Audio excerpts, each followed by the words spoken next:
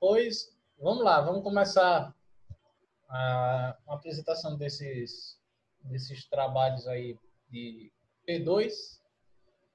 Primeiro grupo aí, né, vou falar do Android um pouquinho, né?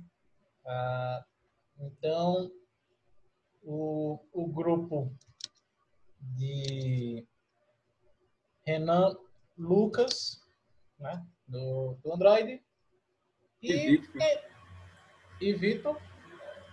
Beleza. Cadê Vitor?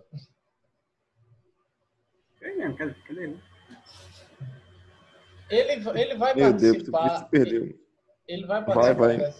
dessa apresentação. Então, Vai. qualquer coisa a gente vai para. Ele tá aí, pronto, já tá aí, tá online. Então, já chegou. Chegou na hora.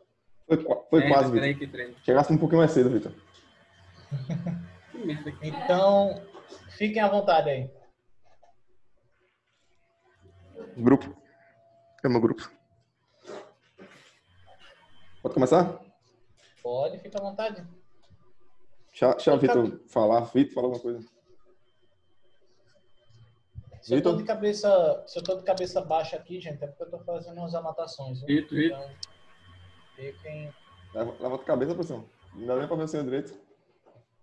Agora. Dá pra ver agora?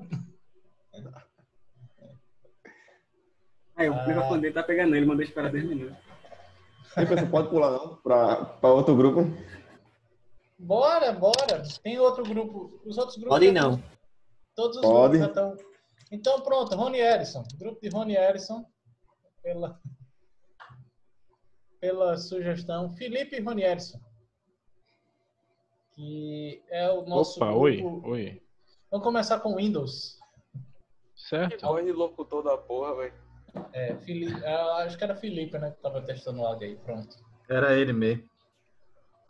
Vamos lá, Rony Erison. Rony Erison e Bora. Deixa eu Felipe. Compartilhar. Fiquem à vontade aí para compartilhar. Tá compartilhando? Pronto. Rapaz, olha, eu tenho que dizer, essa logo que tu colocou da Microsoft aí é antigona, né? Deixa eu ver aqui se eu acho aqui presente. Opa, tá automático? Não, tá só carregando. Então, professor, falar sobre o Windows. Boa noite aí, todo mundo. Boa noite. Começar pela introdução, né? Porque tem que começar pela introdução. Vamos lá, começar sobre o propósito do Windows. O Windows ele tem uma característica de ser um sistema operacional muito voltado à multimídia, né? E em alguns casos, a maioria dos casos também home office para pessoas, por exemplo, que não tem muita familiaridade com o computador nem nada, porque uma das características grandes dele é investir na interface gráfica. Exato. E isso permite uma maior acessibilidade, permite a execução dos trabalhos acadêmicos profissionais e contém atualizações constantes graças à Microsoft, do suporte da Microsoft.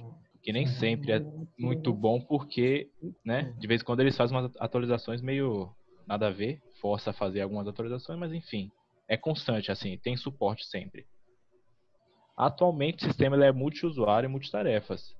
Ele já chegou a ser monousuário nas versões iniciais, o Windows 1.x, aquele no máximo 2.x ou não. Talvez ele acho que ele se tornou multiusuário a partir da 2.x para frente.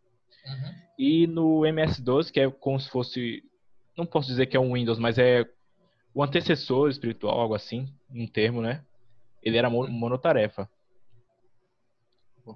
Pronto, vou falar agora do hardware, os requisitos quando você quer ter um Windows na sua máquina, o que ele precisa no mínimo para rodar.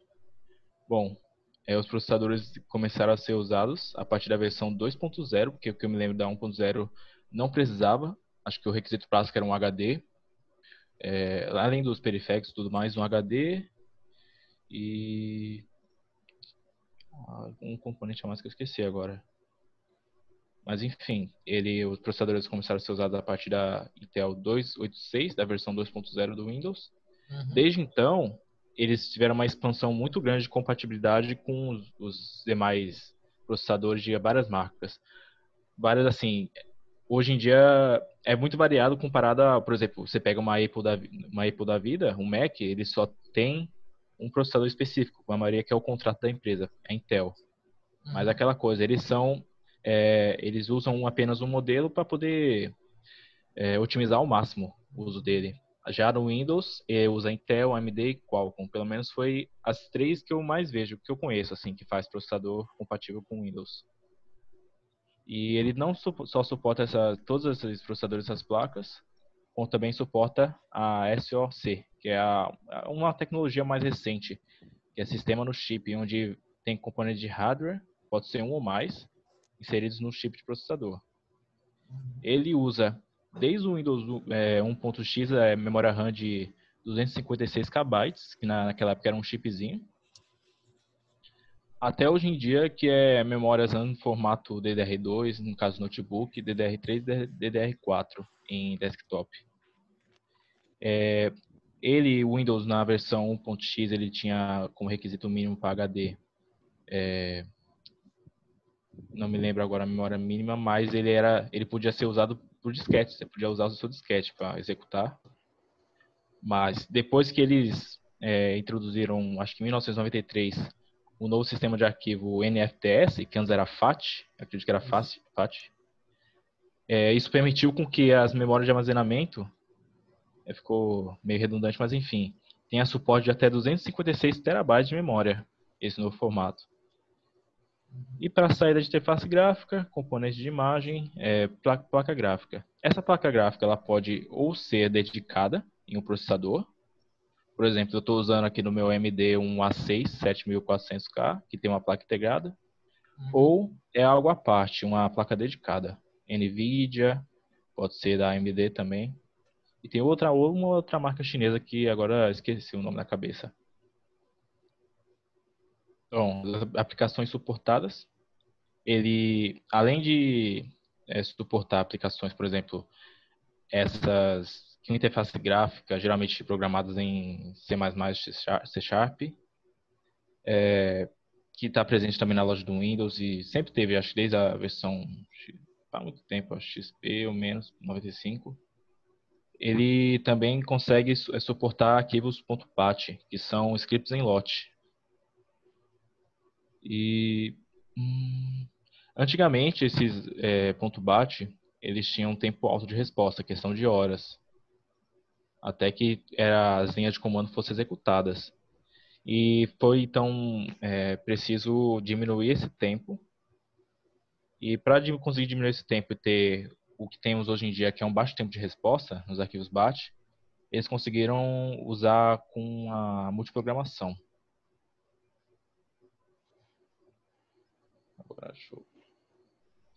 Agora falar sobre a arquitetura do sistema, como ele age nos níveis mais baixos.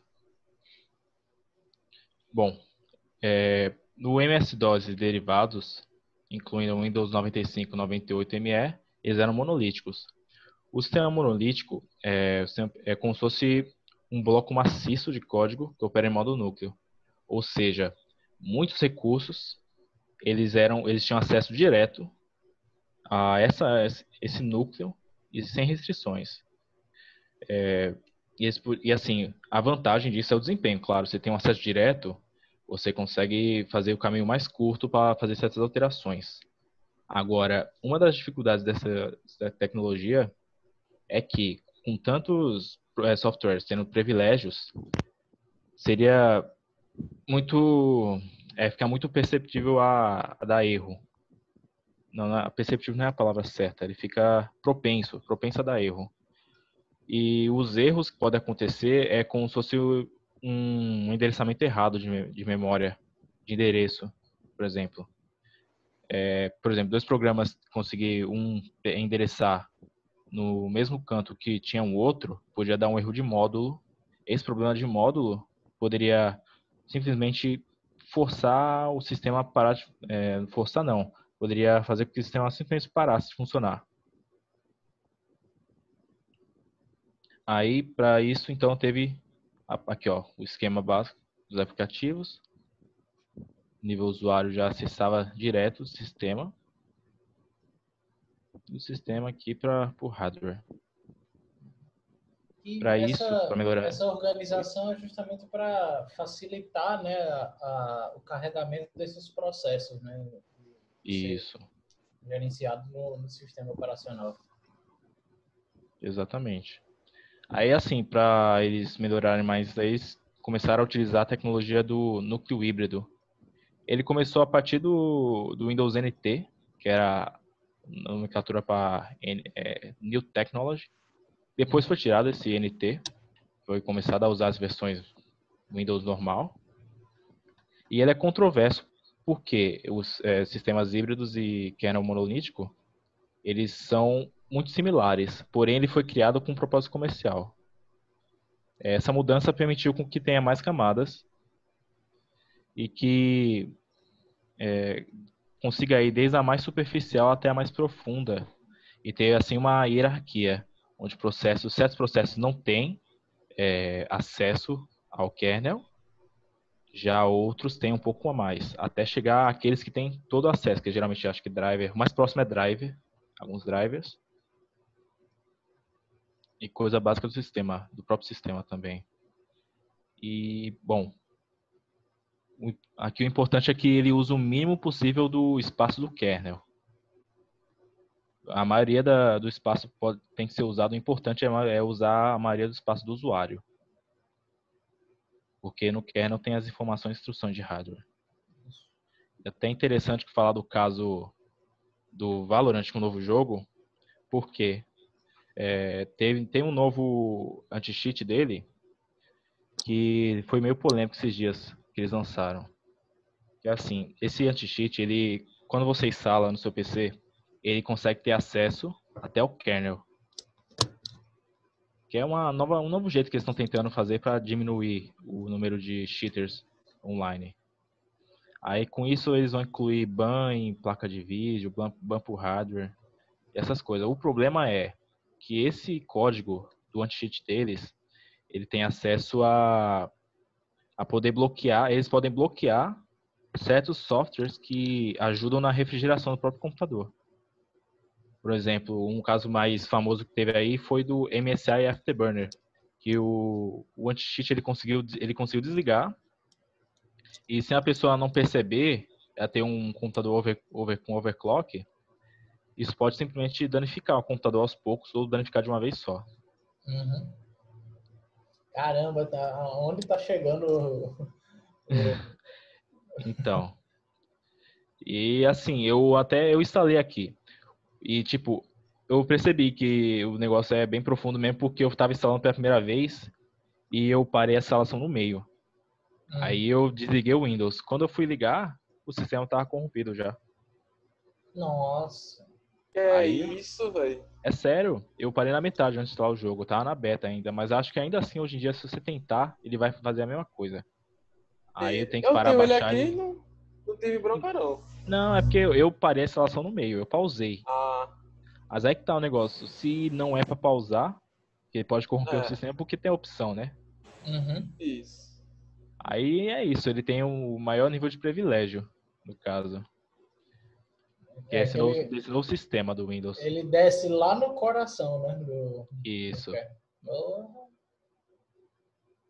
E agora, sistema de interrupção, quem vai falar é Rony Erickson.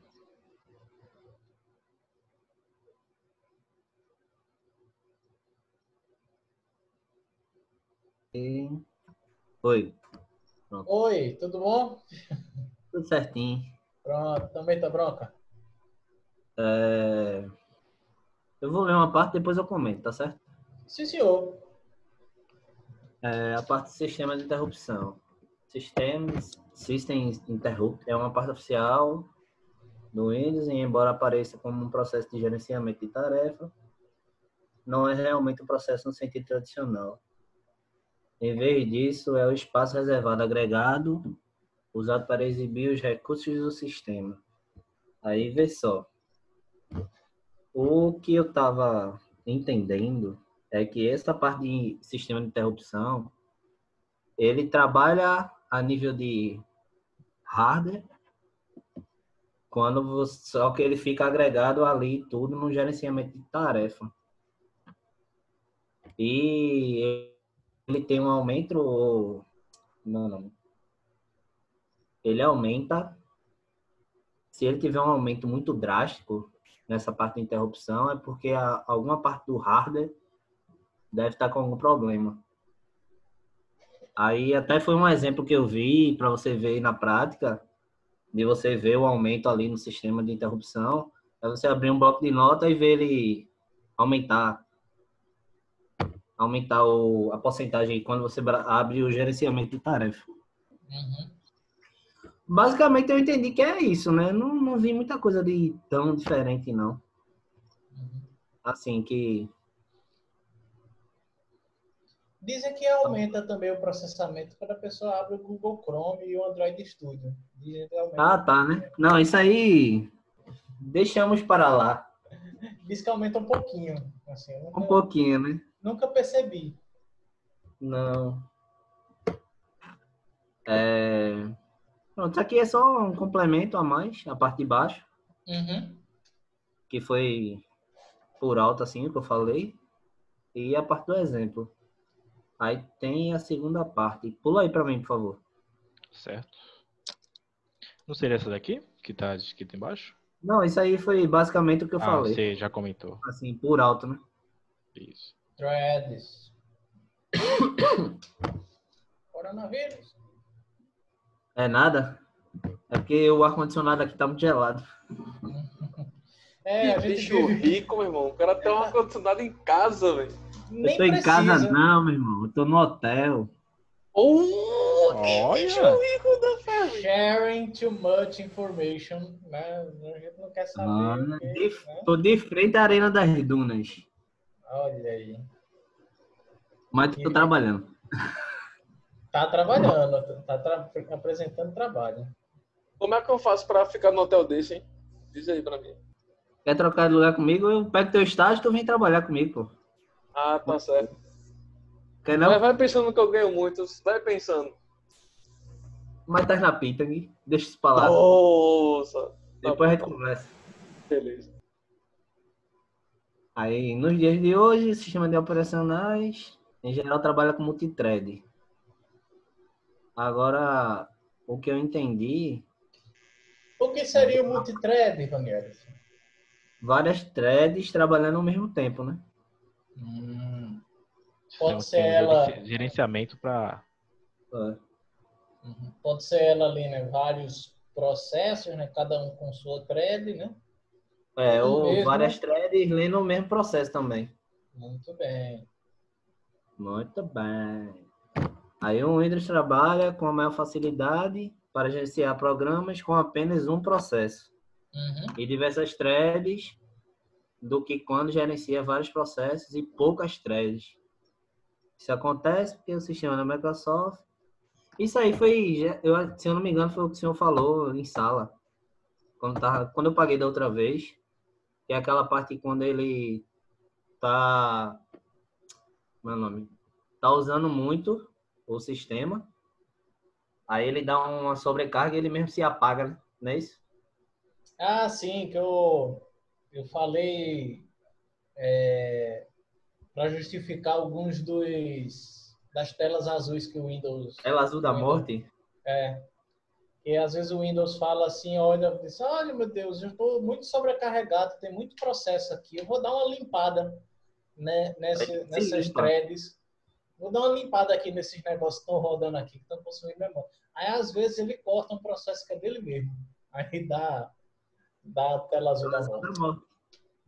Pronto, basicamente é isso. Gênio, é gênio. Pula aí para a próxima, Felipe. Pronto, olha aí. Essa parte eu não entendi direito, vou mentir. Pois vamos entender ela. O Windows utiliza de um meio simples para exclusão mútua que é utilizado de um semáforo binário. Isto é, que só pode assumir dois valores distintos, 0 ou 1. O travamento para o semáforo deve ser feito antes de utilizar o recurso e após o uso do recurso deve ser liberado. Enquanto o recurso estiver em uso, qualquer outro processo que utilize deve esperar a liberação. Até agora eu fico lendo, mas eu não consegui compreender exatamente o que é, não. Vamos lá. Felipe, quer ajudar? Rony Erison nisso daí? Ou... Não, eu também não estou entendendo muito bem. Eu já cheguei a pesquisar sobre semáforo binário. Só que aqui falava, por exemplo, que era 0 e 1 e tinha outro lugar que falava que ele podia ir do 1 para cima. Aí eu fiquei meio bugado, porque eu não sei se é o binário ou se é... Ou se é mais de... Não é binário. Nossa.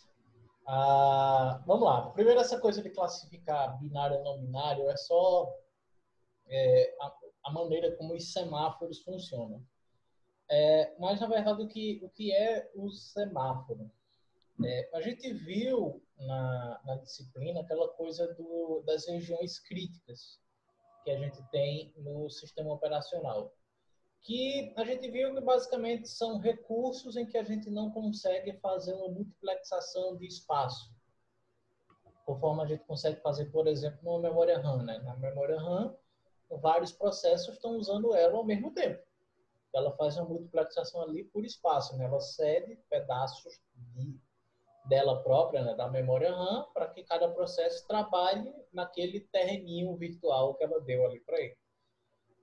Mas existem regiões, que é o que a gente chama de regiões críticas, em que você não consegue fazer esse compartilhamento, né, essa multiplexação, e também acaba não sendo interessante tu também fazer multiplexação de tempo, estilo que tu faz com uma impressora, por exemplo.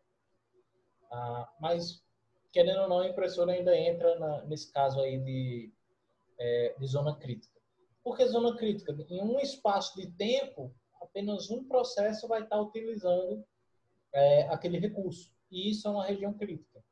Para você sinalizar se essa região crítica está disponível ou não está disponível, existe esse semáforo, que é basicamente uma maneira, né, um sinal, tal qual a gente tem o semáforo de trânsito, para justamente falar se você tem permissão de acessar aquela região crítica ou não. Fazendo analogia com o semáforo de trânsito que a gente tem no cruzamento, né, o cruzamento de duas avenidas é a região crítica, porque apenas um fluxo pode acessar aquilo ali de uma vez. Né? Se você tentar colocar os dois fluxos para irem de uma vez só, vai dar ruim. Então, você olha para o semáforo para ter certeza se você vai poder acessar aquela região crítica ou não.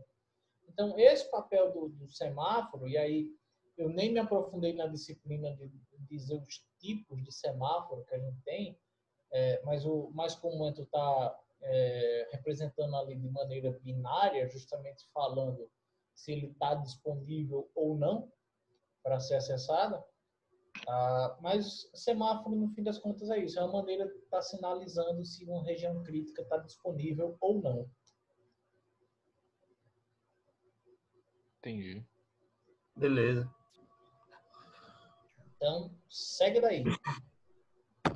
Segue o passeio. Opa. Calma. Pequeno problema aqui. Sobre Eu sei gerenciamento de memória. que está perto do fim, mas vamos lá.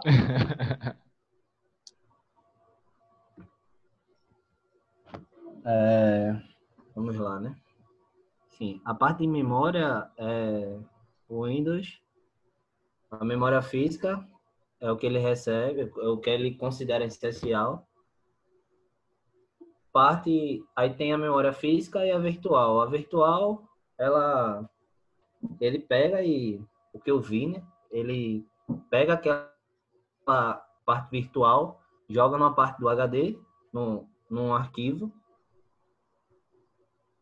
dentro do disco rígido, no caso, da máquina. E aquilo que ele acredita ser como é o nome? Que não vai ter tanta urgência de ser usado naquele momento, ele joga não vai para ter uma prioridade alta. Aí ele fica na memória virtual, né? Assim, eu entendi basicamente isso. Não vi tanta coisa, não. Não, Não sei, ficou claro. não tem muita coisa o que falar. É assim, quando a gente Essa... vai pesquisar sobre essa coisa específica de como o Windows utiliza certa coisa ou outra, é meio difícil achar na internet. Geralmente vou no site da Microsoft ver sobre o Windows, alguma seção dele, e Isso. não acho também. Muita Nem em coisa inglês eu cai acho, né? dentro de... Desculpa aí. Muita coisa cai dentro de blog. Alguém que Isso aí é pesquisou mais verdade. a fundo e tentou explicar de algum jeito. É por isso que eu Geralmente, mandei vocês pesquisarem. é, Porque chegava uma hora que eu ia no site da Microsoft e eu ficava frustrado, que eu não encontrava nada, véio. Nem na Microsoft, nem na Wikipédia. Mas Valeu. teve uma hora que tava muito difícil mesmo. mais tranquilo, tranquilo. Bom, aqui é sobre as fontes. Entrei não, de fundo. Tranquilo. Muito bom, gostei. Fontes. A turma tem alguma pergunta para fazer, algum comentário? Se ainda usa o Windows, né? Que todo mundo que começa a mexer no computador começa pelo Windows, né? Eu uso Windows, né? Eu uso pelo que eu Quanto apresentei, Linux, né? não Pelo tem problema. multimídia.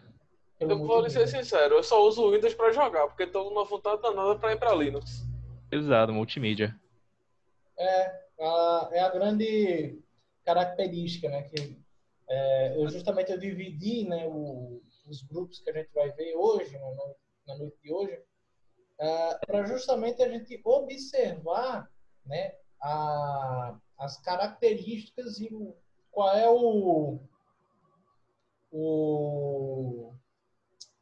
direcionamento, né, que esse sistema operacional acaba. Né? Eu achei muito interessante quando o Felipe iniciou a apresentação, né, falando justamente dessa preocupação gráfica, né, O contexto. Isso. E uma das frases que tu falou foi justamente para o usuário comum, né? A gente, o que usa o computador de maneira pessoal. Né? Então, esse Windows aí...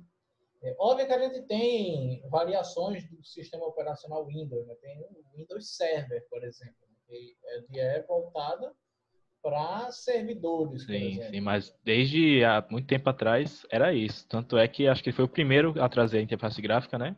Isso, a mais amigável, vamos dizer assim, né? Mais amigável. Porque tinha já um sistema de janelinha, não era que nem hoje, você tem todo o controle de fechar, abrir.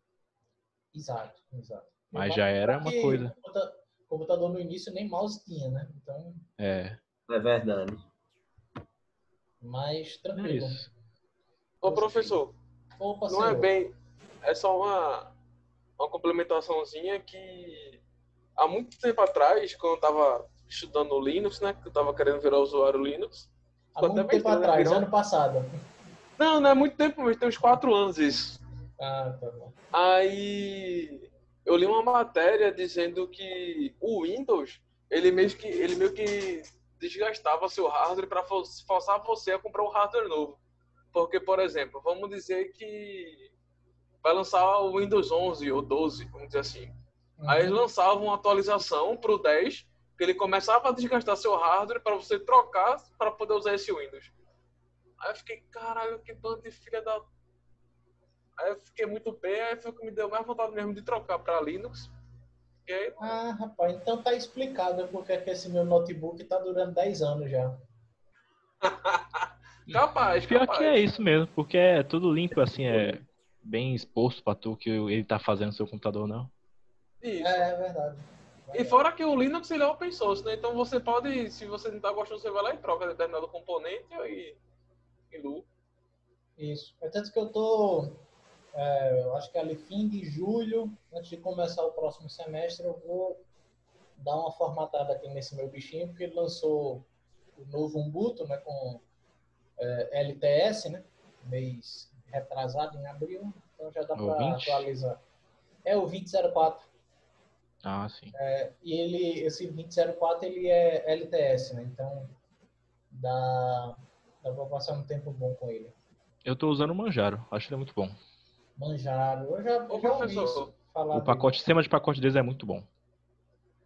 Diz, Gabriel. Tu ia falar Mal que alguma me coisa. pergunta, mas o que é esse LTS? Versão estável, pô. Essa sigla é Long Term Service, alguma coisa assim. Que significa dizer que essa versão em específica, não são todas as versões que são LTS, mas ela vai ter um suporte maior do que normalmente se tem. Né? Por exemplo, o Ubuntu geralmente ele lança versões a cada 6 meses, em abril e em outubro. Por isso que as versões são sempre 0.4 ou 0.10, né? Que é Sim, que referente é referente aos meses, né? ao mês. Isso. E geralmente o suporte de uma versão dessa para outra, né, ela dura, sei lá, 1 ano, mais ou menos. Até se tu tá com a 0.10, com a 10, então vai o suporte até a 10 do ano seguinte. E essa LTS, não, ela vai basicamente de uma LTS até outra LTS. O intervalo aí é de 2, 3 anos, eu não estou lembrando direito como é. Então, tu tem um suporte maior dentro disso daí. É tanto que meu formato computador, geralmente, nesses períodos, quando lança uma nova LTS, eu migro para ela. Falaram aí que era estável, a versão do release, essas coisas. Não, sempre... Todas têm. Só que essa LTS, ela tem esse suporte maior. Durante um tempinho. Massa! Deixa eu interromper aqui a tela compartilhada de Felipe para chamar o próximo. Vou chamar o primeiro, né, que eu sei, né, que era o grupo do Vitor, né? Isso aí, já tá. Renan já tá. Eita! Meu amigo. Maluco é Deixa o gamer. Assassino Creed, meu irmão. Menino. Assassino Creed. O massa que a gente vê só esses arquivos .rar, aí é tudo projeto, gente. Ó, projeto TAP. Ó, tem uma instalação do Windows Pirata ali, hein? Olha ali, ó, Windows 7, rapaz. Alô, Polícia Federal. Tomou exposed. E tá sendo gravado, viu? Os caras querem tudo de boa. Ninguém viu, ninguém ouviu. Ninguém viu. Não, minha gente, esse negócio de exposed, eu só lembro aquela história que eu contei na primeira aula da barra de tarefas lá da faculdade. Não é possível. Sim. Ali, pra mim, aquilo é o pior exposed que eu tive. O resto é tranquilo, eu tô anestesiado. Mas vamos lá, vamos falar de Android. Por sinal, eu até lembrei de vocês hoje, que eu sou uma pessoa velha, né?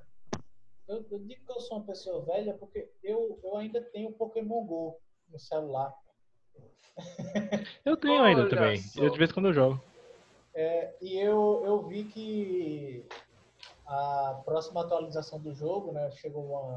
Eu vi a notícia que celulares com Android 32 bits já não vão ter mais suporte para o jogo. Ei, alguém aqui foi banido no Pokémon? Você Não, usa o negócio do mod, Eu né? fui. Claro que tu usa o negócio pra ficar andando pros Estados Unidos. Aí é.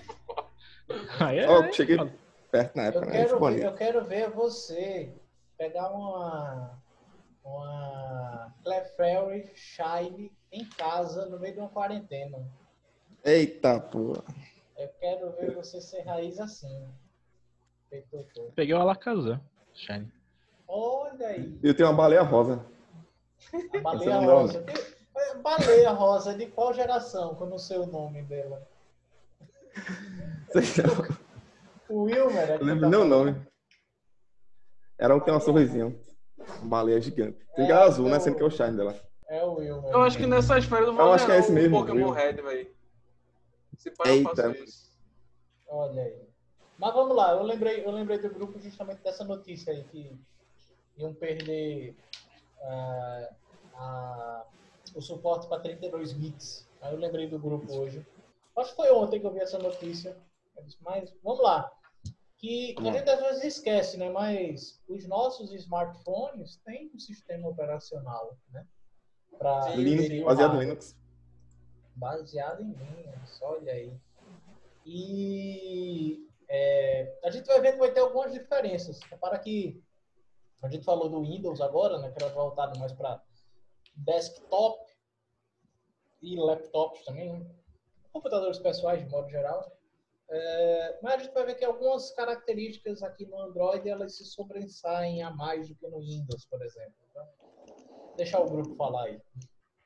Vamos lá, Lucas. Bota o começo, velho, quase no vídeo aí. É o começo. Bota o slide. Ah, tá certo, tá certo. Meu Deus. Vamos falar sobre o propósito e o hardware subjacente. O Android, no começo, assim, eu estava vendo, o projeto inicial deles não era para ser um sistema para celular. Eu estava vendo que os criadores deles, eles queriam fazer um sistema para câmeras digitais. Como eles viram que não era muito abrangente o mercado de câmeras digitais, eles migraram para o mercado de mobile. E o Android ele foi desenvolvido com feito valer o propósito de uma nova plataforma de desenvolvimento para aplicativos mobiles que consiste em um sistema operacional Linux, com muitos aplicativos já instalados, além de um ambiente de desenvolvimento forte, ousado e flexível.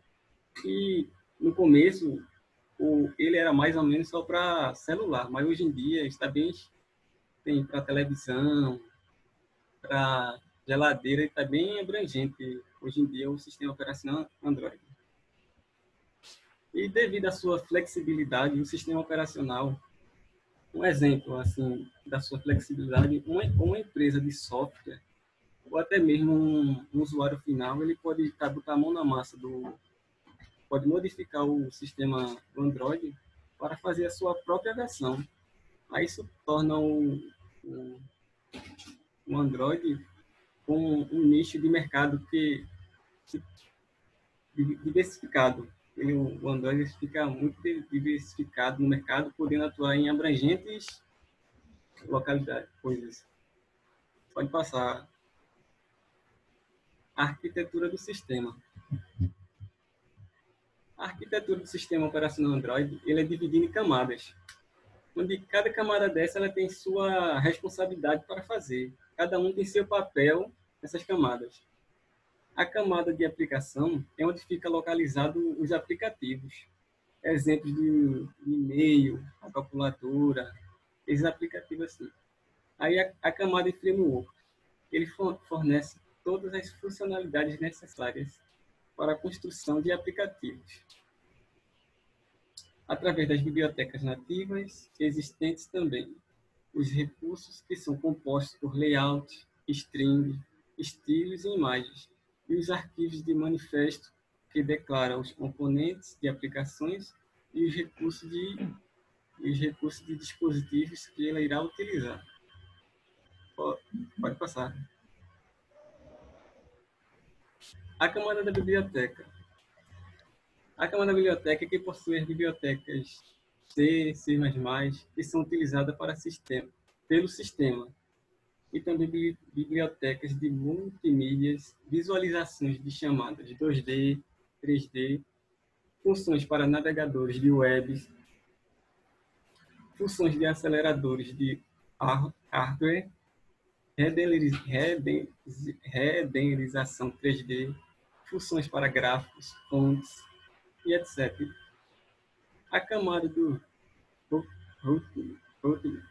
Nessa camada se instancia a máquina virtual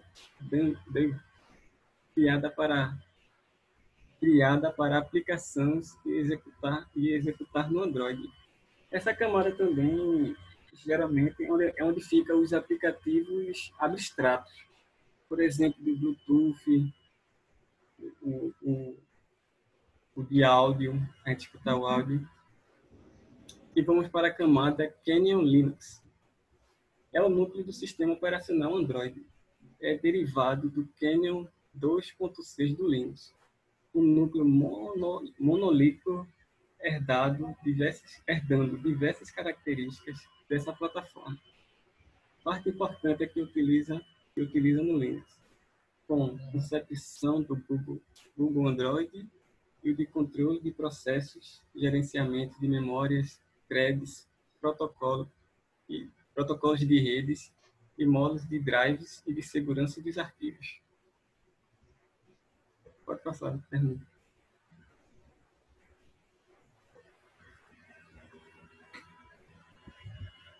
Renan?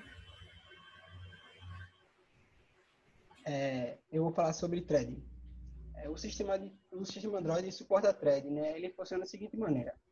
Quando a aplicação é lançada no sistema, cria uma thread de execução para aquela aplicação, chamada de thread principal. Essa thread é muito importante, pois ela é encarregada de fazer o gerenciamento de processos subsequentes. O sistema não cria a thread separada para cada instância de um componente. Todos os componentes rodam no mesmo processo que são instanciados nessa thread principal. E as chamadas de cada componente que o sistema faz são despachadas a partir dessa thread. Então, no caso, ela não faz multithreads. Ela pega todos esses processos e transforma numa thread só, para ser executada. Por exemplo, quando um usuário toca no botão de tela, a thread do IU, que é a thread principal do aplicativo, despacha o evento de toque para a widget, onde é o elemento de interação, né? Que, em troca, ativa o estado pressionado e publica uma solicitação de invalidação, a fila de evento. A thread retira a solicitação da fila e notifica ao widget que ele deve desenhar novamente a conta própria. Então, meio como uma forma dele controlar, né, esse fluxo de execução aí das threads, né, principalmente com essas solicitações que ele fica fazendo. Isso. Nos primeiras versões do Android, ele tinha um erro muito grande nessa camada. Uhum. Acaba que nas primeiras versões travavam muito, o sistema falhava, reiniciava recorrentemente os celulares. Hoje em dia não, né? Hoje em dia está mais robusto. Sim. Eu vou falar sobre o gerenciamento da memória também. O uso da memória é geralmente limitado a 16 MB, né, em aplicações Android. Essa característica se dá pela capacidade contida em um dispositivo móvel. Porque cada dispositivo vai ter uma diferente, né? Porque não é que nem um computador que você vai lá, compra memória, coloca. Quando você vai comprar aquele celular, ele vai ter aquela memória finita até o fim da vida útil dele. Então, ele não pode deixar dinâmico, né? Ele deixa fixo, né? Quando este precisa trocar essa aplicação. Então, as aplicações devem preferencialmente usar o mínimo de memória possível para garantir várias aplicações rodando ao mesmo tempo, sem que sejam finalizadas. Cada aplicativo Android é executado em seu próprio processo Linux e cada um tem sua própria máquina virtual. Um aplicativo recebe um padrão ID exclusiva, como os aplicativos Linux, né? Sendo assim, cada processo é invisível ao outro. É impossível que mais de uma aplicação compartilhe do mesmo ID, permitindo assim o compartilhamento dos mesmos recursos, arquivos de memória virtual. Além disso, não requer nenhum código de alocação ou de deslocamento de memória, né? Ele já possui esse kernel collect, né? Esse kernel collect é assim, em tempos ele vai varrendo, se ele encontrar algum objeto que não aponta para nenhum lugar, ele destrói e libera a memória. Na versão 5.1 do Android, tinha um vazamento de memória. No caso, o celular tinha memória, só que o sistema não liberava para o aplicativo. Aí dá aquele famoso scroll lá no teu aplicativo lá que fecha lá sozinho lá e dá erro lá no teu sistema. Repara que essa parte aí assemelha muito aquilo que a gente viu, né, do gerenciamento de processos no Linux, né, que eu mostrei até alguns rápidos comandos lá no Linux, né, e vi lá a representação, né, do Process ID, que a gente via também que tinha a hierarquia, tinha prioridade e tal, e aí ele dá até mais detalhes aí, né, falando até de como é esse compartilhamento de máquina virtual e tudo, então, uma retalho. Beleza. Quando um aplicativo não está sendo usado, o sistema automaticamente suspende a memória, né? Enquanto a aplicação está tecnicamente aberta, né? Aplicações suspensas não consomem nenhum recurso do sistema. Isso traz um benefício duplo, já que o aumento da responsividade do sistema, enquanto também não consome energia sem necessidade. Por exemplo, ele para essa aplicação, automaticamente ele vai liberar mais memória e vai consumir menos energia, né? Então, quanto menos aplicativo você tiver aberto no celular, menos memória ele vai consumir, menos bateria ele vai consumir também. Isso, porque a gente já começa a ver que uma preocupação que aparece do sistema operacional Android é justamente o consumo de recursos, porque a gente vai ter bem mais limitado, né? Tanto memória quanto energia, né? Então, ele se preocupa muito, por isso que trabalha tanto esse garbage collector, né? Para justamente a gente sempre estar tirando o que não é necessário, né?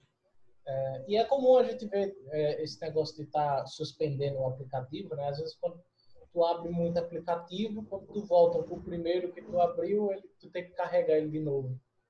Então, tem essas características também. É uma mão de via dupla, porque se você deixar o aplicativo aberto, quando você for utilizar ele vai ficar mais rápido, porque ele vai estar consumindo memória. Mas quando você fecha, vai ter que reabrir um novo processo. É verdade. Pronto. Que nem o senhor ele estava falando, quem justamente gerencia esse processo é justamente essa parte aqui, da priorização e desalocação de memória. Que é justamente ele vai priorizar o aplicativo. É geralmente o que você está usando. E justamente ele vai fazer esse controle. Ele vai desalocar aqueles que não estão muito em uso, vai suspender eles, vai parar. É por isso que, até falar aqui, hoje em dia é justamente importante controlar, administrar e persistir esse estado de aplicação para dar uma boa experiência, né? Não ficar travando, caindo o aplicativo. Aí vem o sistema de interrupção, que é justamente essa parte, que é onde ele vai dar justamente a prioridade à aplicação que você está usando. E as que não está usando, vai suspender ou até matar. Até mesmo a principal, que às vezes, justamente pela memória que não tem, ele aguarde. Aí encerra, né? Dá aquele errinho. E as outras aplicações, né, podem ser interrompidas. E ele também utiliza um modelo de pilha de execução para organizar e processar, né? Justamente quem está no topo é aquela parte que você está usando. E as demais são um segundo caso. E intercomunicação entre processos e PC.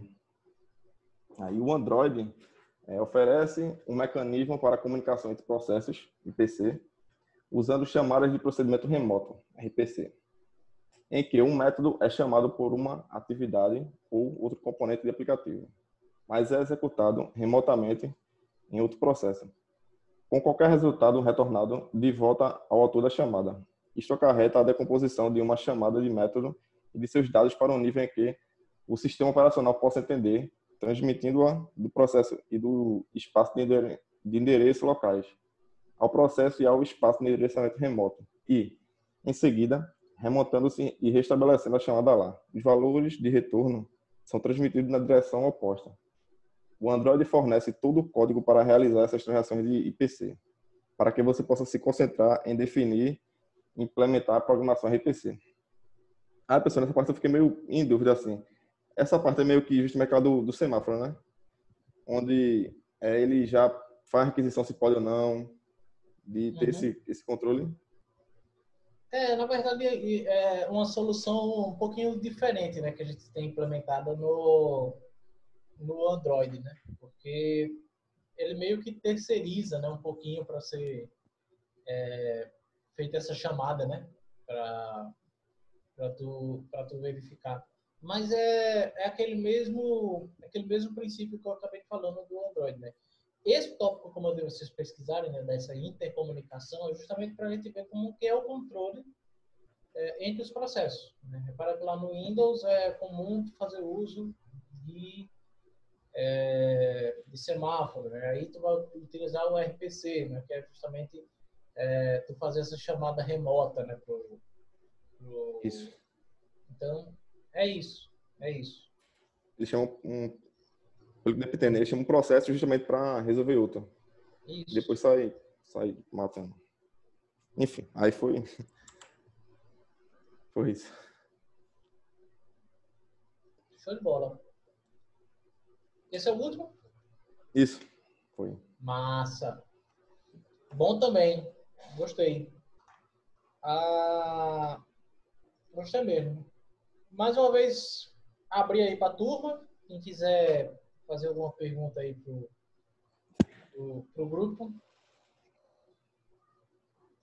Ou podemos ir para o próximo? Nossa. Muito esclarecedor, eu gostei também. É só para não ficar aquele clima de silêncio, né? Mas assim, foi legal. A gente fez um para PC, um para smartphone. Então, bora um para PC.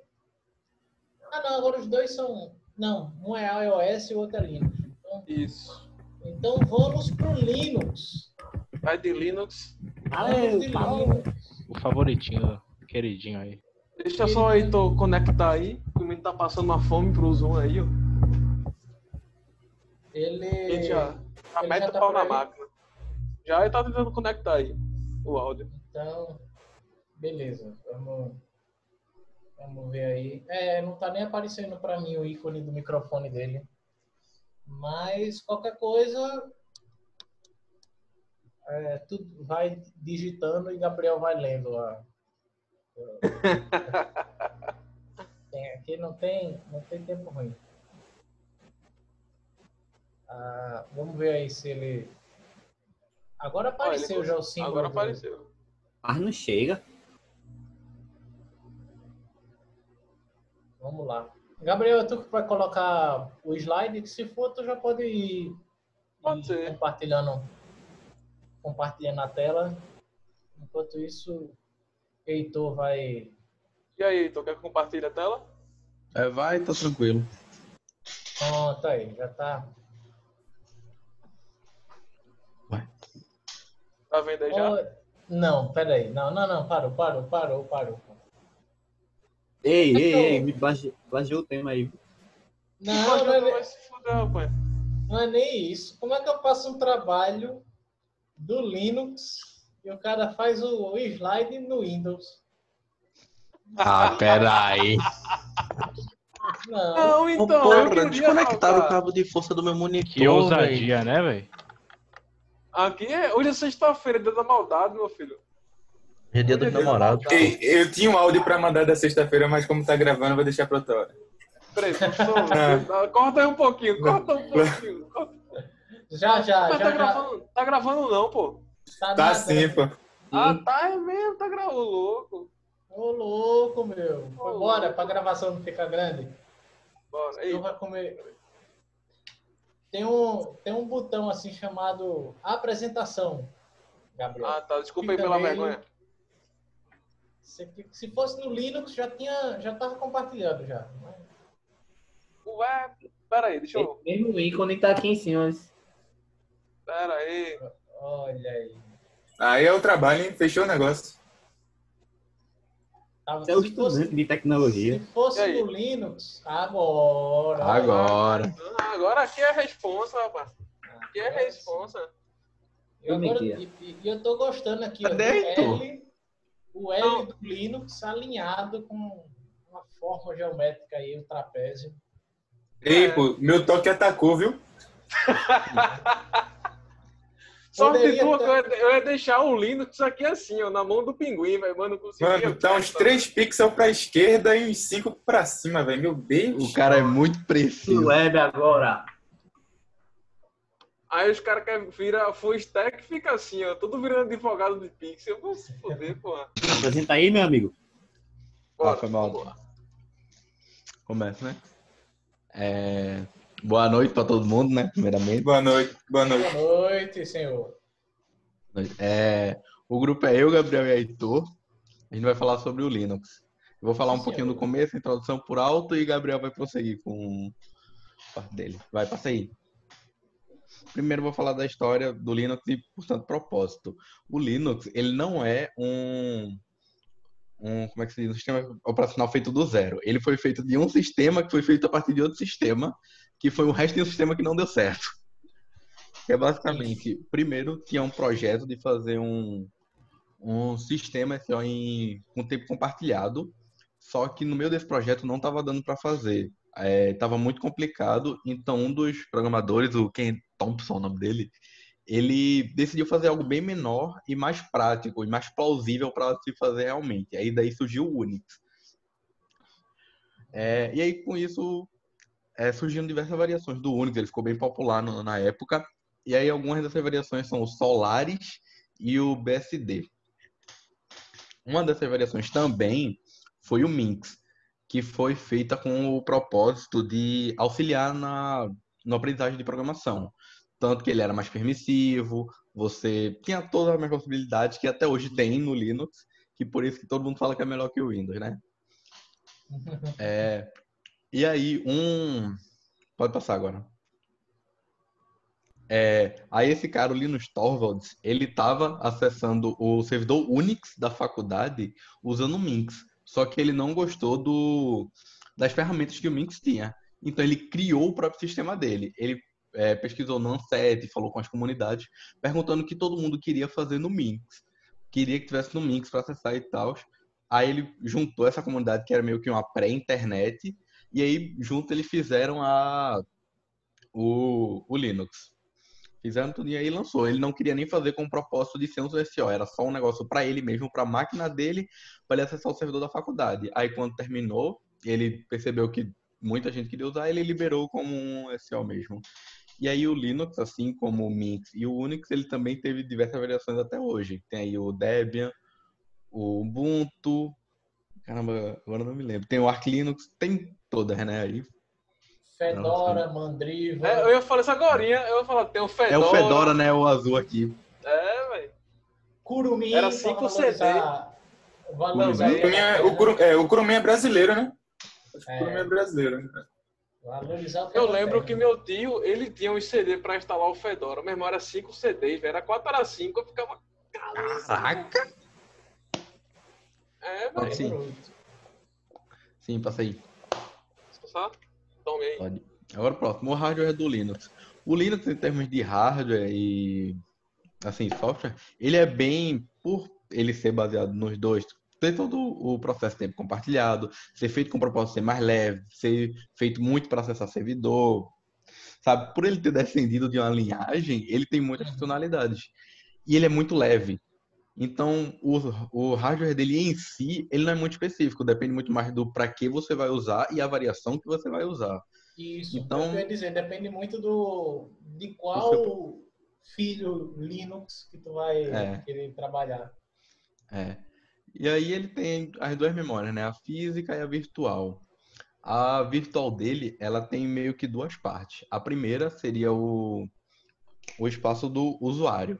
Ela começa no endereço lógico 0 e vai até como é que se diz? Um espaço determinado por um macro chamado page_set. Quando acaba o do usuário, aí é quando começa o espaço do núcleo. No começo do espaço do núcleo é onde o próprio Linux fica. E aí a variação dos tamanhos do espaço do núcleo e do usuário varia da arquitetura. Por exemplo, tem aqui a x86. Ele fica com 4 KB de núcleo e 2 de usuário. Ou é ao contrário? Peraí que eu não tô lendo o PDF direito. É isso mesmo. O usuário é 4 e o núcleo é 2. Agora em aplicação, o Linux ele define a prioridade para a aplicação em escalamento. Ele pega, se um processo está usando a CPU por muito tempo, ele decrementa a prioridade dele. Ele bota lá para baixo na fila e se um processo ficou muito tempo sem poder acessar a CPU, ele vai e aumenta a prioridade dele.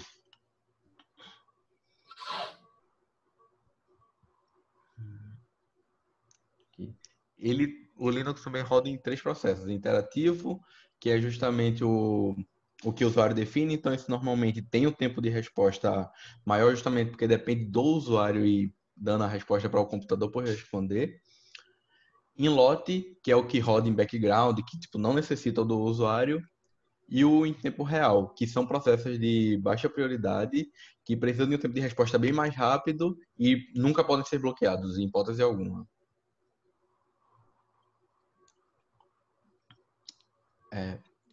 E em relação aos processos, tem 2 níveis de prioridade, a estática e a dinâmica. A estática é que define do usuário, vai de 1 até 99 e não pode ser mudada. Ela é fixa. E tem a prioridade dinâmica, que é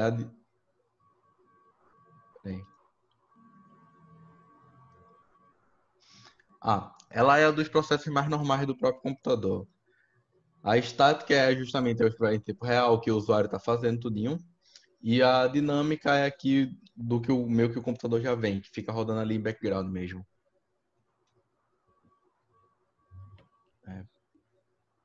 Pronto, vai, Gabriel. Bom, vamos lá. Agora eu vou começar minha parte de arquitetura do Linux. O Linux, deixa eu só... Isso aqui que eu estou movendo agora, fica na frente da tela, do slide, não? Fica. O meu é o mouse? Não, o mouse não, os quadradinhos aqui.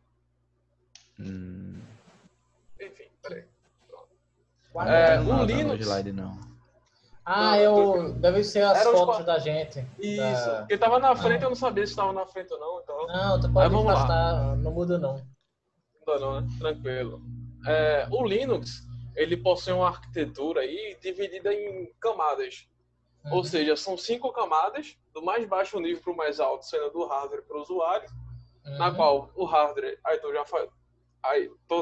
já falou um pouco, aí vai entrar na parte do kernel, que esse kernel é responsável por fazer a ponte da aplicação com o hardware, vem as bibliotecas de funções padrões, que é ela que fica responsável de chamar, não vou dizer processo, é o processo que fica responsável de chamar o kernel, como posso falar, que funciona literalmente a biblioteca, eu quero usar um determinado recurso, e aí a biblioteca que fica responsável por isso, temos as aplicações, que aí já fica mais a nível do usuário, e o web browser, o texto, editor de texto, e outros.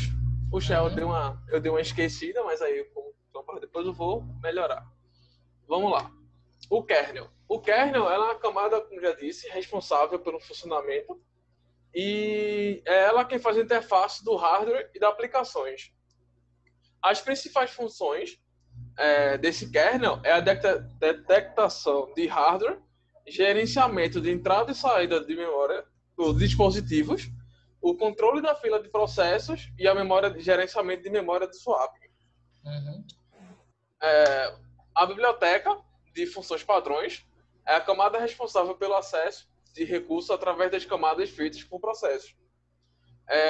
Observação. As chamadas são geralmente por funções padrão que são suportadas pelo kernel. Ou seja, a biblioteca ela nunca faz uma chamada que o kernel não suporta. Ele simplesmente ignora e deixa lá, não faz, não executa. Bom, vamos lá. O Shell. O Shell ele é um processo que executa as funções de leituras a partir do prompt de comando, vamos dizer assim, do comando de entrada do terminal, interpretando esses comandos como se fosse uma chamada a um processo, que sempre é requisitado. Ou seja, eu dou um comando lá, ele verifica o nome do arquivo que eu estou solicitando, que eu estou querendo executar, e vai lá executar. Identifica, procura pelo arquivo com o mesmo nome e dá execução.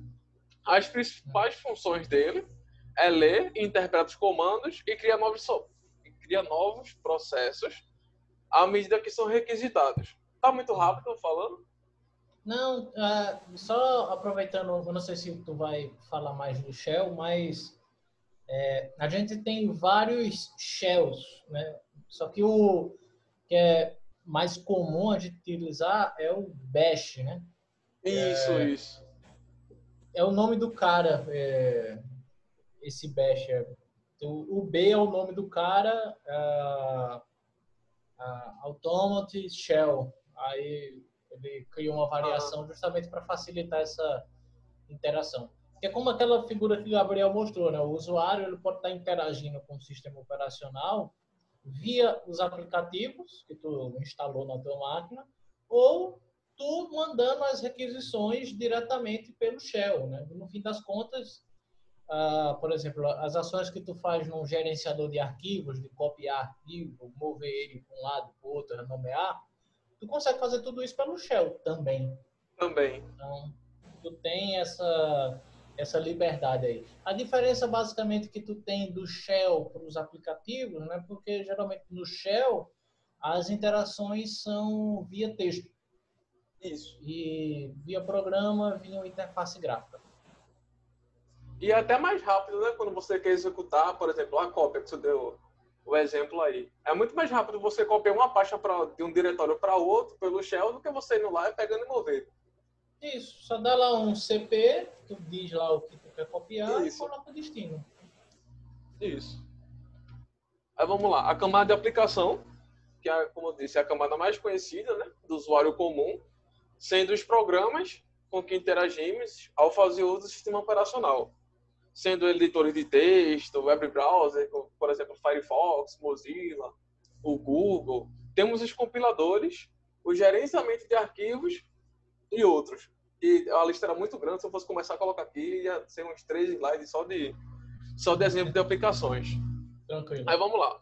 O Linux, então, é uma cara meio nada a ver, mas faz sentido, essa uva tá aí. Antes da galera começar a criticar, mas faz sentido. O Linux, ele possui um núcleo monolítico. Mas como assim? O que é esse núcleo monolítico? Ele é uma arquitetura de núcleo onde todo o conjunto de instruções são executados no seu espaço de núcleo. Tá, mas ficou muito complexo o entendimento. Bora pensar num cacho de uva.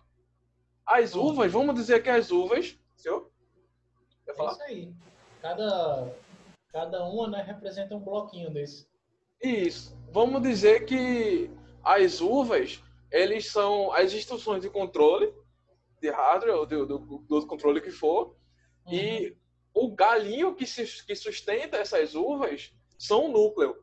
Então, todas aquelas uvas são processadas, assim, entre aspas, naquele núcleo que, no caso, é aquela raizinha do galho da uva. Tá vendo? Não é bem nada a ver, a uva tá aí, mas já tem todo um a ver aí. Uma analogia. Isso. É pra Aí lembrar vamos do lá. carreteiro. Oi? Pra lembrar do carreteiro. Eita, uma boa. Era pra eu ter colocado a uva roxa, rapaz. Já me dá o gatilho aqui já, do carreteiro. Vamos lá. Aí agora seria a parte que era de Heitor. Ele não vai poder apresentar. Aí eu vou ler o slide por ele. Tranquilo. Pode ser, vamos lá. A gente ajuda. Heitor, se quiser me ajudar também, viu? Então aí. Beleza. Vamos lá. Sistema de interrupção. Uma interrupção é um evento que altera a sequência de instruções executadas pelo processador, possuindo dois tipos, as síncronas e as assíncronas. A síncrona ela é uma exceção produzida pela CPU durante o processamento de instruções. E a síncrona ela é uma interrupção, ou seja, ela é como se fosse provocada e emitida por outros dispositivos de hardware. Alguém quer acrescentar alguma coisa aí? Não, essa parte dos sistemas de interrupção, né, justamente tem a ver com aquela parte do ser preemptivo e não ser preemptivo. Sim. Né? Ele só está dando mais um detalhamento aí, né, de quando acontece essa interrupção, né, como que ela é categorizada, né? Então, de forma síncrona ou assíncrona. Então, beleza. Vamos para o próximo aí para dar uma olhadinha. Vamos embora. Aí, quando ocorre uma interrupção, o processador verifica se as interrupções estão mascaradas. Se estiverem, nada acontece até que elas venham a ser desmascaradas. Aí, quando as interrupções se tornam desmascaradas, se houver alguma interrupção pendente, o processador escolhe uma. Em seguida, o processador executa a interrupção, ramificando para o endereço específico da memória. Isso. Então, quando ele chega, né, em determinado tempo de execução que ele precisa ser interrompido, né, então ele já pula para o próximo, para a próxima instrução na memória, né?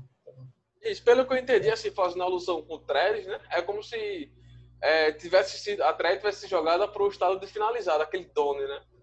Uhum. Então, terminou, então já vai buscar o que Isso, deve ser feito joga na aquela para sequência. terminar e busca a próxima. Uhum. Aí falando em thread já, ó, tá vendo? Eu não tava nem lembrado disso. Aí falando em threads, implementação de threads, aí as threads, elas fornecem vários encadeamentos de execução dentro do mesmo programa em um espaço de gerenciamento de memória compartilhada. O Linux, ele possui uma implementação exclusiva de threads, não possuindo o conceito de encadeamento e implementando todas as threads como processo padrão. Aí isso aí eu não entendi muito bem não, vou ser bem sincero. Também ficou um pouco esse negócio de encadeamento é tipo a hierarquia que a gente tem, por exemplo, em outros sistemas operacionais de ter uma thread, ele chamando outra, que chama outra, que chama outra, que chama outra, que chama outra, que chama outra. Ou seja, encadear, né? Fazer uma lista disso daí. Tipo estrutura, né? No caso, uma fica ligada ao final da outra. O que acontece nesse encadeamento é dentro ali do processo, né? Mas de forma mais sequencial, né? Tu ir executando esses trechos. Né? Por isso que ele fala ali nesse finzinho aí, né? Implementando todas as threads no processo padrão e tal. Então, é isso.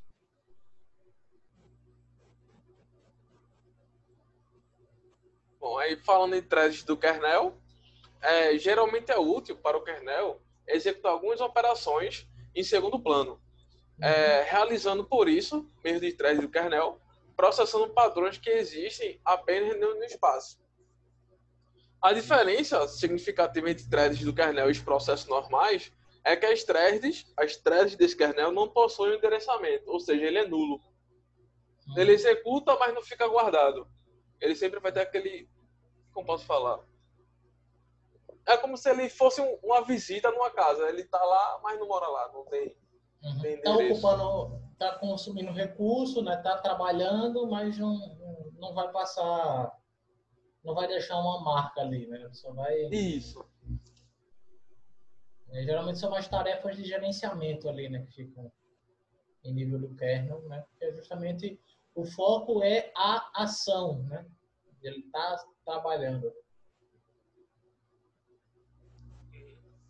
Posso ir? Posso ir além? Quer falar agora, Heitor? Heitor? Ele foi comprar um carreteiro. Alô? Alô? Opa, tá pegando? Alô? Agora vai, tá. Passa aí. Eu falo, vai.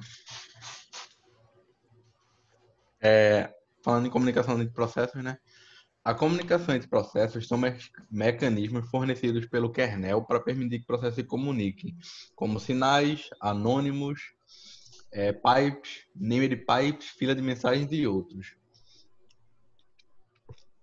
Passa aí.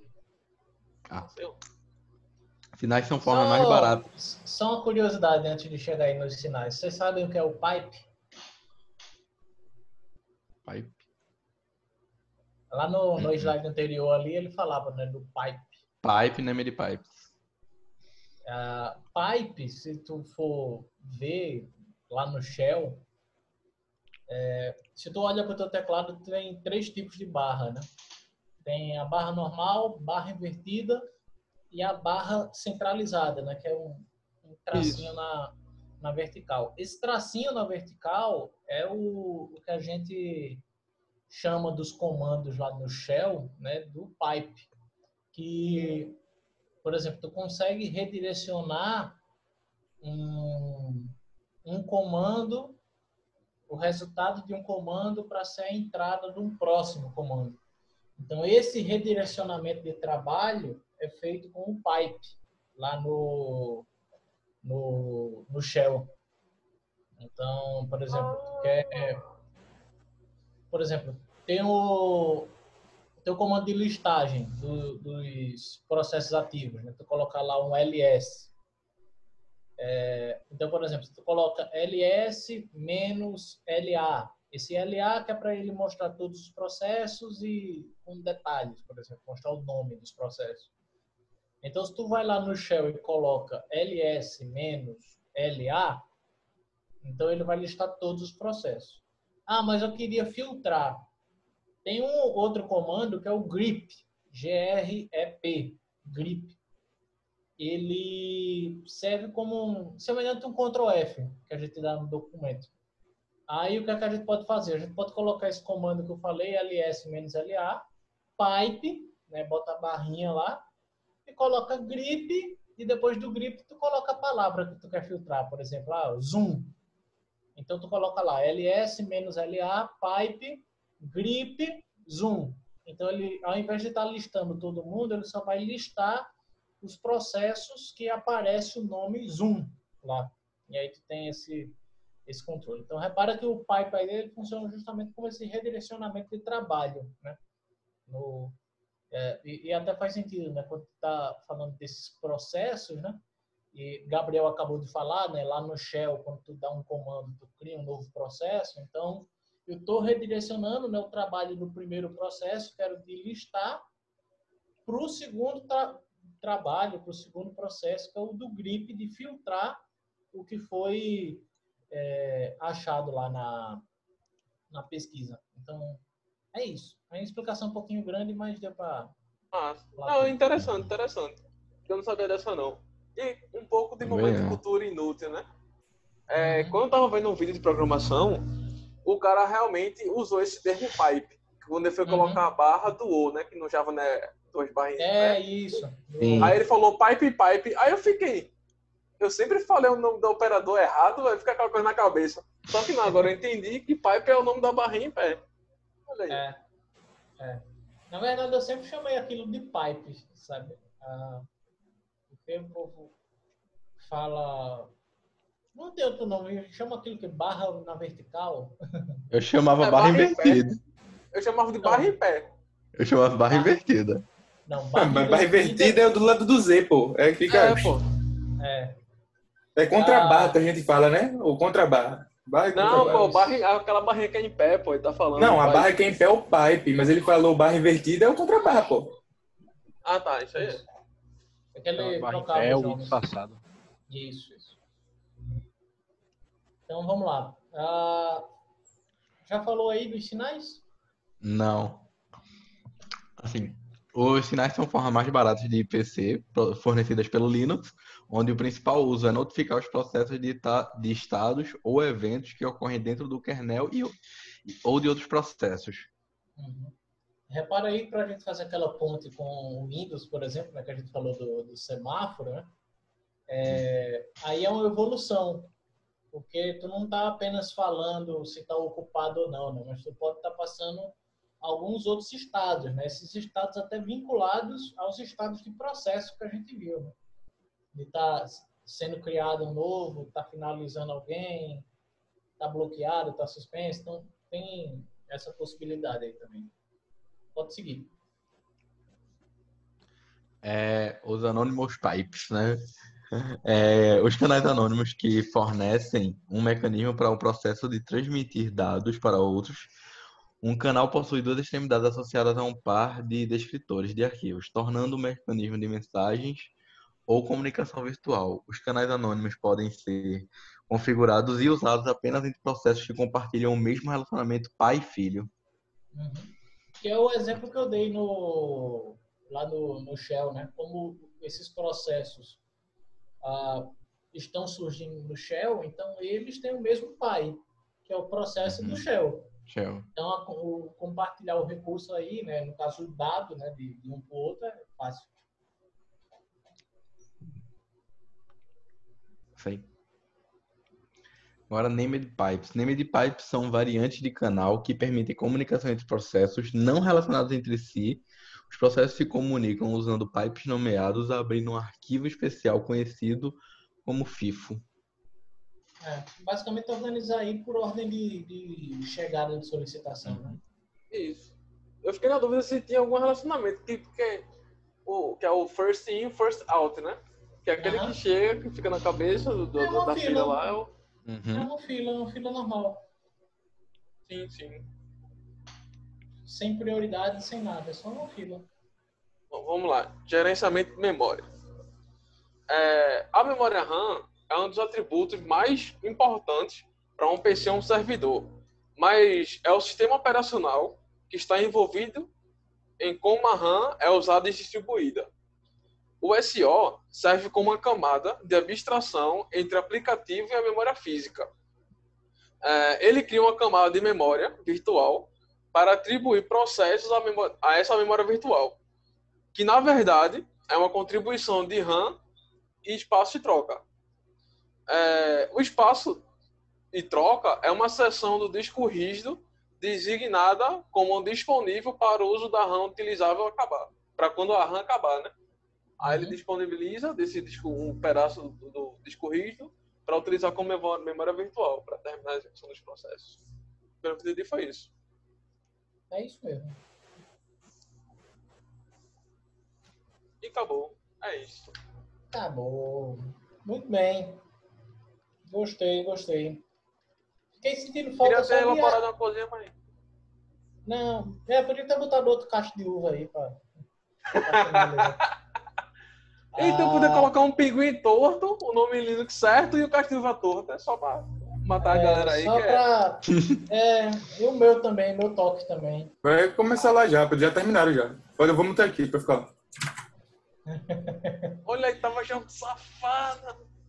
Só senti falta de Aitor. Opa, diga aí. Oi, na hora de passar o trabalho lá no Classic, eu esqueci de entregar, tem problema não, né? Eu entreguei agora. Eu levantei e não botei entregar. Rapaz, a PS é dia 29, viu? Então vai ser uma PS em massa, porque eu também esqueci de enviar, velho. Olha aí. Meu irmão, velho, eu lembro que período passado em redes só foi Gisélio pra final, velho. Ei, eu e Lúcio lá de mãos dadas. Deixa o cara. Eu fiquei, caralho, como isso é possível, velho? Olha, esse semestre eu tô sem pena de arredondar nota, porque eu já tô em casa mesmo, vou ter que trabalhar. Então... Não, mas sério, eu acho que eu não tenho a coragem de mandar um aluno só pra final, não. Eu olhava assim, olhava e... Eu também pensei que ele não teria, mas ele teve.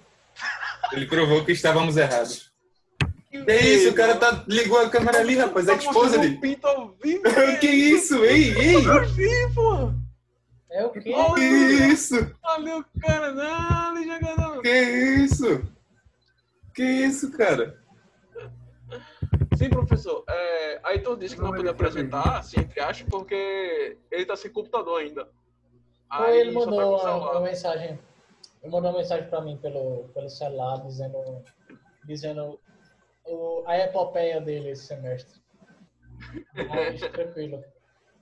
Tanto que eu acho que ele não acompanhou aula comigo esse semestre. Acompanhou. Em abril ele acompanhou. Mas acompanhar a aula online, ele estava com dificuldade por causa disso. Mas enfim, vamos para o último grupo para finalizar, que é o grupo do iOS com Erasmo, Gisélio e Wendel. Falaram meu nome aí? Nada? Agora, animal. Tá. Só para testar, tá bom aí o áudio, tá muito baixo, tá muito alto. Tá tranquilo. Pode compartilhar, professor? Pode, compartilha aí.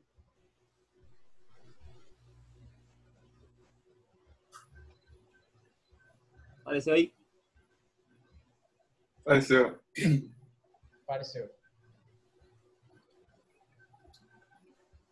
Bora começar? Bora! Hora do show, porra! Não, bicho! Meu Deus do céu, mano. Que isso é? Lançou a brava. Não! Meu Deus do céu. Não, velho. Eu não acredito nisso, não, que o cara mandou uma dessa. Ai. Lá, né?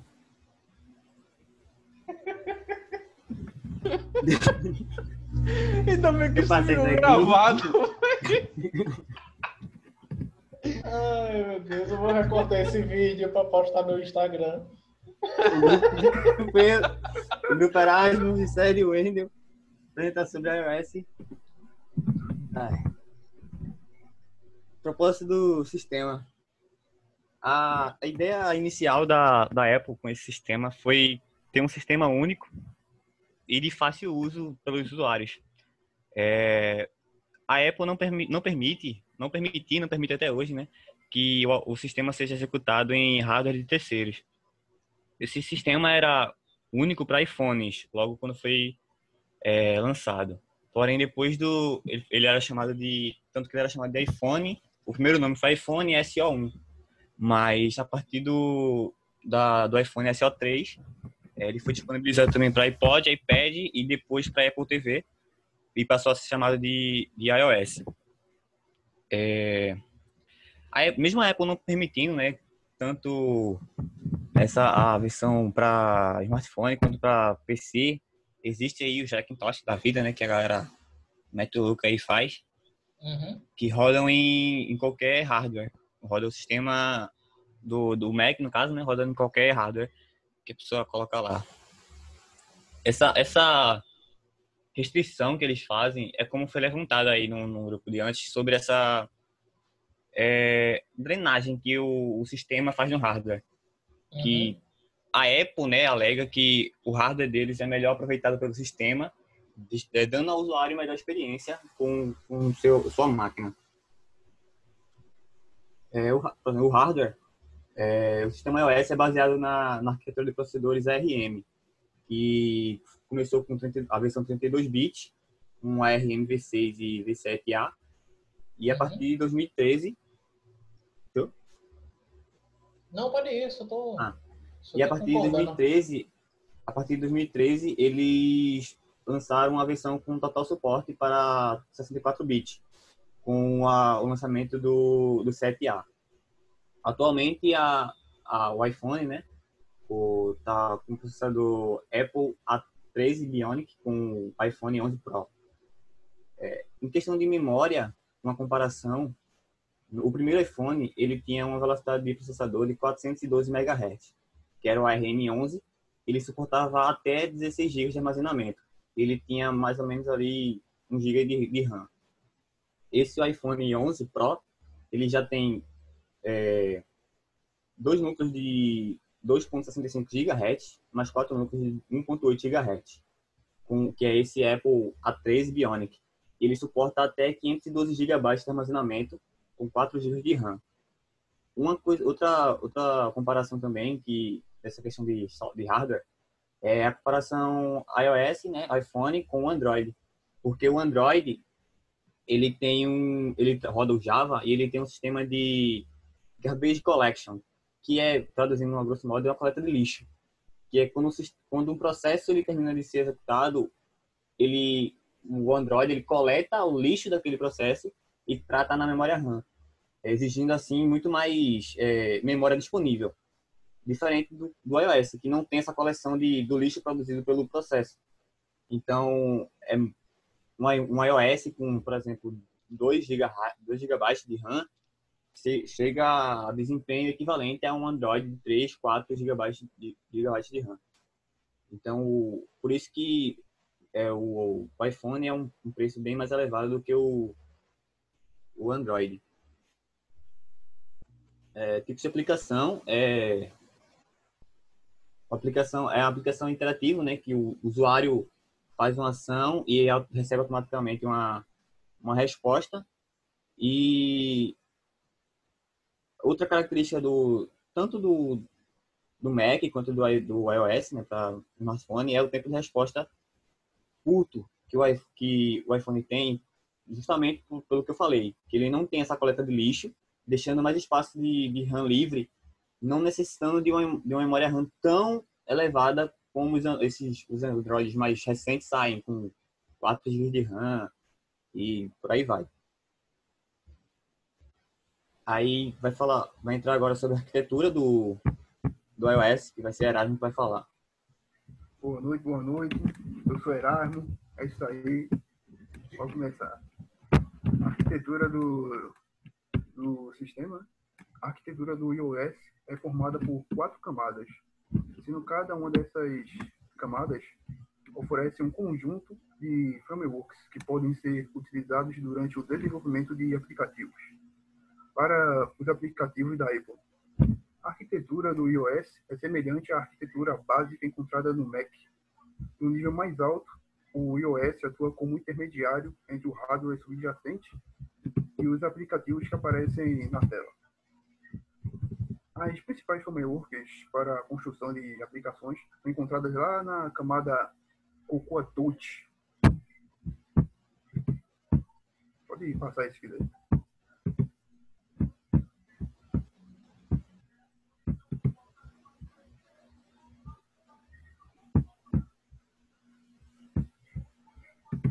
São encontradas lá na camada Cocoa Touch. As camadas definem a infraestrutura para as tecnologias fundamentais, como multitarefa. Estão me ouvindo aí? Sim. Sim. Então, se quiser, pode passar o slide aí. Porra, nem vi passar, pô. Enfim, tá com lag pra mim. Mas vou continuar. Pode deixar por aí, pô. Fundamentais como multitarefa, serviço de notificação da Apple Push e diversos serviços de alto nível do sistema. Ao projetar um aplicativo, os desenvolvedores devem investigar as tecnologias presentes nesta primeira camada. Para ver as telas... já está em campo. Porra, volta. Bota uma tela aí, pô. Deixa aí, pronto. Não, deixa aí. Caramba, tá full H.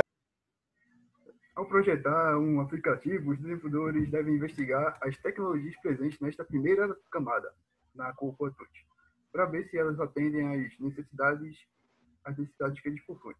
Nessa camada, as principais tecnologias disponíveis são multitarefa, produção de dados, serviço de notificação, Apple Push, etc.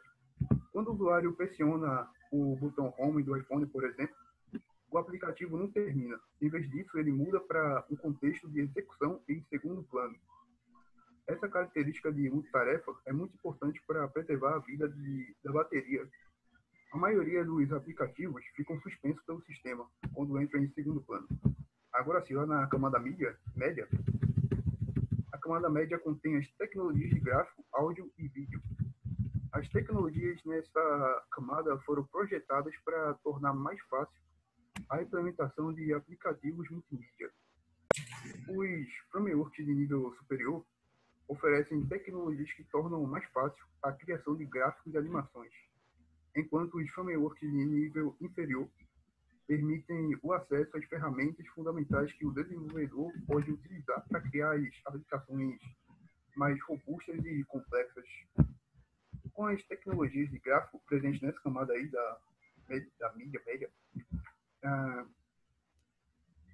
nessa camada o desenvolvedor pode utilizar o framework do User Interface Kit, que oferece várias tecnologias de gráfico e animações para o cara brincar lá, criar as paradas.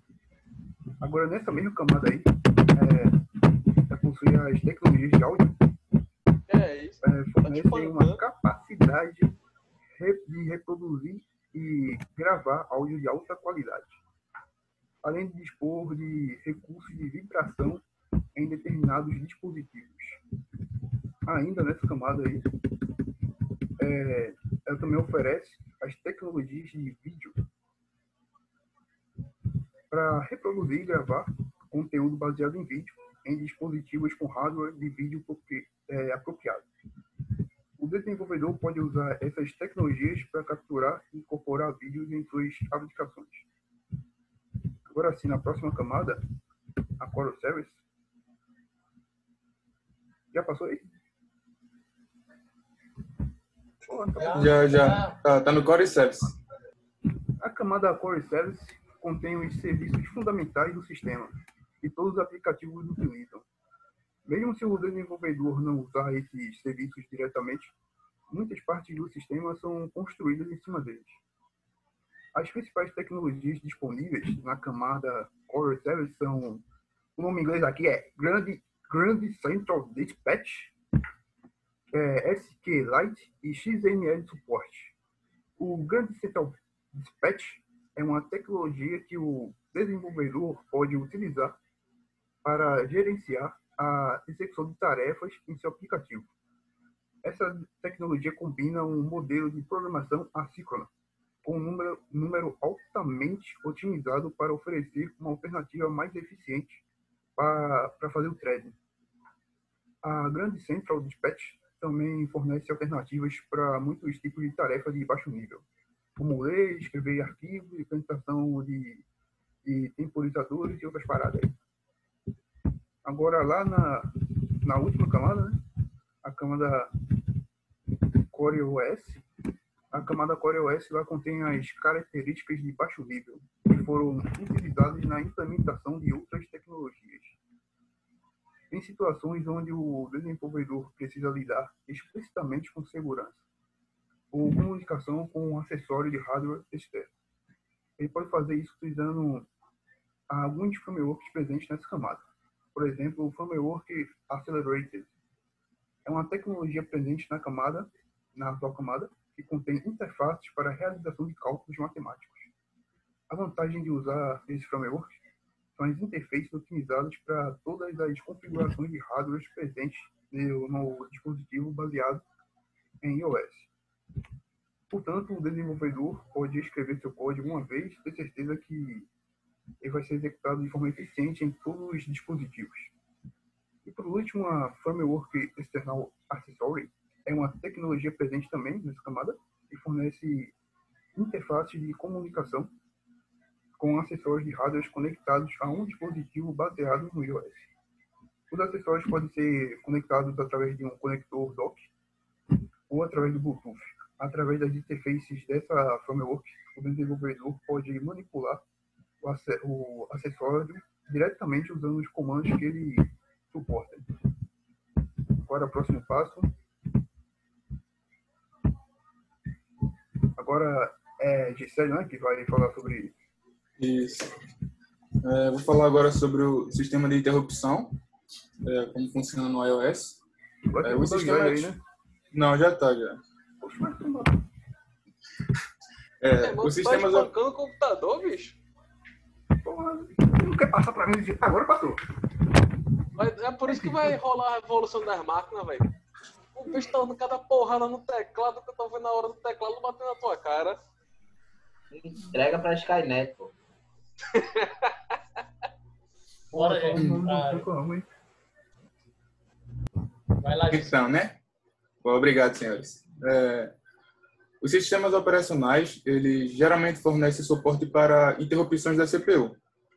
Interrupções são um recurso de hardware que faz com que a CPU suspenda temporariamente sua sequência de instruções atual e transfira o controle para um programa especial. O programa especial, chamado de manipulador de interrupções, executa operações para responder ao evento que causou a interrupção e, em seguida, retorna à CPU a sequência de instruções original. As interrupções geralmente são geradas por hardware externo, como o controlador de mídia, solicitando atenção, mas também pode ser geradas pela própria CPU. Os destinatários operacionais, os sistemas operacionais, suportam as interrupções, fornecendo um conjunto de manipuladores de interrupções para todos os tipos de interrupções possíveis. Pode passar aí.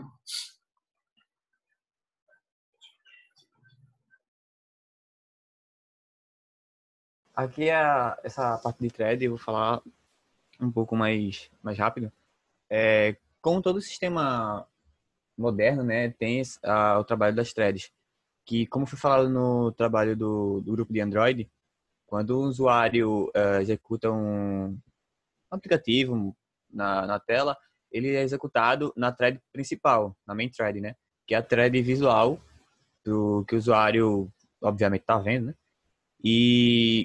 só que tem um problema que, se você for executar um processo demorado, que demande de mais processamento, essa tela pode travar, o que não é o esperado, né? Por isso que tem o uso das threads, que esse processo mais demorado ele é executado por baixo, em segundo plano, deixando livre a main thread para o usuário manipular à vontade a UI do aparelho. Basicamente, o conceito de threads é comum entre os sistemas. A ideia, o conceito não diverge muito, só algumas implementações que podem ser diferentes. Pode passar. Agora no IPC, o iOS dispõe de um sistema próprio, que, como a Erasmo falou já anteriormente, é o GCD, ou Grand Central Dispatcher, que funciona como um semáforo. Ele enfileira os processos paralelos, agendando-os para serem executados dependendo da disponibilidade dos núcleos. A ideia é tirar das mãos do desenvolvedor essa atribuição, deixando sob responsabilidade do sistema. O GCD ele funciona permitindo que as threads específicas de um programa possam ser executadas em paralelo, sejam enfileiradas para execução e, dependendo da disponibilidade dos recursos do processo, agendando para serem executadas em qualquer um dos núcleos do processador. Uma tarefa pode ser expressa como uma função ou como um bloco. Os blocos são a extensão de sintaxe de linguagem de programação C ou C++, etc., que encapsulam o código e dados em um único objeto, de maneira semelhante a um fechamento. O GCD ainda pode ser usado em ambientes onde os blocos não estão disponíveis. O GCD ainda usa threads ao nível mais baixo de execução de threads, mas o abstrai do programador, que não precisará se preocupar com todos os detalhes.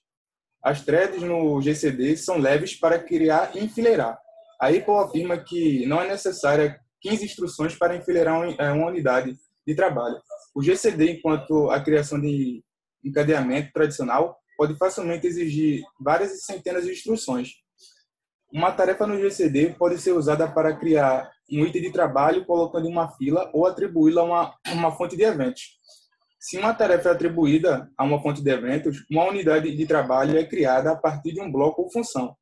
Quando o evento é acionado e a unidade de trabalho é colocada em uma fila apropriada, isso é descrito pela Apple como o mais eficiente do que criar um encadeamento cujo único objetivo é aguardar o acionamento de um único evento.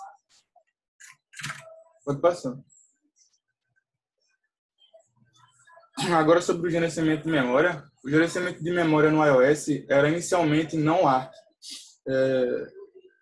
Contagem automática de referência, onde é necessário reter e liberar os objetos. Agora ela suporta o ARC e não precisamos reter e liberar os objetos. Caso a memória disponível não seja suficiente para a execução do sistema e das aplicações de execução, o sistema operacional busca por recursos já não utilizados e tenta recuperá-lo. Caso não seja suficiente, ocorre uma varredura nas aplicações de segundo plano e aquelas que ocupam mais recursos e não são utilizadas pelo usuário há muito tempo são finalizadas. É parecido como foi dito antes, acho, pelo grupo da iOS sobre o coletor de lixo, né? Esse processo se repete até que a quantidade necessária de memória seja alcançada. A memória total dos dispositivos é dividida de uma forma que permita ao sistema agilizar o carregamento de novas aplicações e restaurar a execução de uma aplicação em segundo plano, de uma maneira otimizada. Para isso, são criadas algumas áreas em memória que funcionam como um link lógico entre a memória física e o código carregado. O processo de inclusão das informações são chamadas de page table. Essa page table pode ser inserida nela dois tipos de, de informações. Uma delas é chamada de page out, que ocorre sempre que os dados não existem na tabela.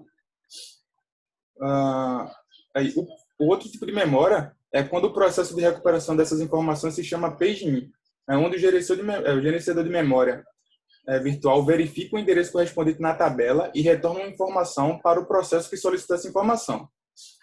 A maioria dos sistemas operacionais permite que a page table aponte tanto para a memória física quanto para a memória em disco, permitindo executar os limites da memória física e garantindo que as informações excedentes sejam armazenadas em disco para que possa ser usada posteriormente.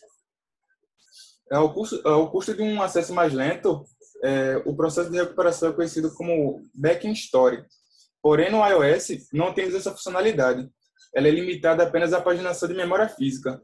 e alguns pagins específicos do sistema operacional. Acho que acabou o slide, né? Deixa eu ver. Isso. Ô, louco, eu senti farpas aí, né? Senti umas farpinhas aí que, meu amigo... Sem farpas, apenas truda. Não é farpa se for a truda tudo, né? Tá mutado, professor? Tá mutado, professor. Tá mutado. Senhor. Meu amigo, ele passou 5 horas falando. Eita, eu tô aprendendo a mexer aqui no Zoom. Sim, falando isso é aprender. Desculpa lhe interromper. O senhor conseguiu fazer aquele lance do quadro de permanecer a letra lá, não ficar apagando? Não, porque eu tenho fé em Deus que eu nunca mais vou usar isso. Então, tá tranquilo. Gente, mais algum comentário, alguma coisa, algum desabafo, algo que vocês Sim, queiram? só um desabafo. Muito bom. Desabafo, pronto, vamos lá. Não, foi legal. Therapy Times. Não, foi bom, pô, a apresentação. Só foi um negócio que eu tava vendo a respeito do Hackintosh. A maioria do pessoal faz, só que tem um hardware específico que a galera nos fóruns coloca. Só que eu vi um vídeo, acho que é do Escolha Segura, do canal do Escolha Segura. Um cara lá, que eu não vou lembrar o nome, falando sobre... E ele fez um Hackintosh e a máquina durou mais ou menos um mês. E depois simplesmente o sistema operacional parou de funcionar. Eita. Aí ele pegou uma máquina muito, assim, elevada, né? Com muita coisa potente de hardware. E mesmo assim o sistema operacional disse eu não te quero. E apagou. Saia daqui. Saia daqui. Pronto, aí o cara tirou e colocou Linux. Ok. Mas pelo menos resolveu. Resolveu o problema dele. Totalmente. Massa. Gente, como eu falei, né? Hoje tem tudo para ser a última aula da disciplina. Então, obviamente eu vou, ao longo da semana aí, da próxima semana, eu divulgo a nota direitinho, porque eu também tenho que olhar com calma aí os slides, né, que vocês mandaram para mim. Mas eu queria, nesse último momento, só agradecer pelo semestre. Eu sei que foi um semestre bem complicado, a gente só se viu um dia. Eu até brinquei, né, que foi a primeira aula que a gente teve, foi na sexta-feira, 13 de março. O senhor tem uma boca de praga, o senhor disse que podia não a gente se ver de novo, e aconteceu. Não, mas aquele cenário que a gente já estava tendo em março, exatamente, eu sabia que ia ter e não ia ser rápido, né? Então, amanhã a gente completa 3 meses dessa primeira aula, né? E a gente ainda está aqui, assim, em isolamento, né? E sem previsão de quando vai sair, né? Apesar do governo do estado estar sendo bem otimista, né? E tentando montar um plano de saída, né? Mas ainda nada concreto em questão de datas ainda, né? Então, vamos esperar. Então, assim, não deu para eu me aproximar tanto de vocês e conhecer mais a história de vocês, eu acho que isso é interessante. Mas espero que tenha sido uma experiência boa, uma experiência nova. Espero que vocês tenham também absorvido um pouquinho do conhecimento que eu passei aqui em sistemas operacionais. Mas espero vê-los em breve. Seja dentro da sala de aula, em uma nova disciplina, ou pelos corredores da Nova Roma. A gente vai se encontrar. Ou nos bares aí. Ou nos bares da vida. Ou nos bares. Eu não, assim, Ah, eu não posso nem Por comemorar sinal- muito porque... Por sinal, bora Porque- marcar. Bora. Acho que não bora. Primeiro sextou, depois do coronavírus, o quê? Depois da vacina, o primeiro. É. Geral se Eita, abraçando. a vacina do churrasco. corona já se abraçando no cama. Fica botando no cama. É, corona. Corona, vai tomar no cu, corona. Meu filho, eu vou sair na sexta, só vou chegar no domingo de noite, velho. Manda o áudio da sexta aí, Gisele. Manda o da sexta É. e o da sexta. Tá gravando, pô. Pode não ainda. Pera aí, vou Pera aí. finalizar então. Só agradecendo por vocês. É isso. Peraí, finaliza agora não. Obrigado. Eu quero ficar mais nessa galera que vai ter aula no YouTube, deve estar pensando, pô, que áudio é esse que esse cara vai mostrar que vai encerrar a gravação, tá ligado? Agora eu vou ficar na dúvida, né? Porque, infelizmente, vai Mas ser só encerrado. faltou um. Só faltou um, foi Aitor. Ele é que vai ficar curioso de ver. Ele é a galera que vai ficar no YouTube. Ou o senhor vai tirar do YouTube essa aula? Não sei, vou ver. Depende aí, deixa joinha, curte, compartilha. Chegar em 100 inscritos, ele deixa. Se esse vídeo bater 5 mil likes, eu deixo ele no YouTube. Olha aí, ó, pronto. Se bater 6 mil likes, eu libero o áudio aí, ó, que vai ser cortado. Pronto, eu faço um boot aí. Faz um eu boot aí faço pra um dar like. react. Eu faço um react do áudio.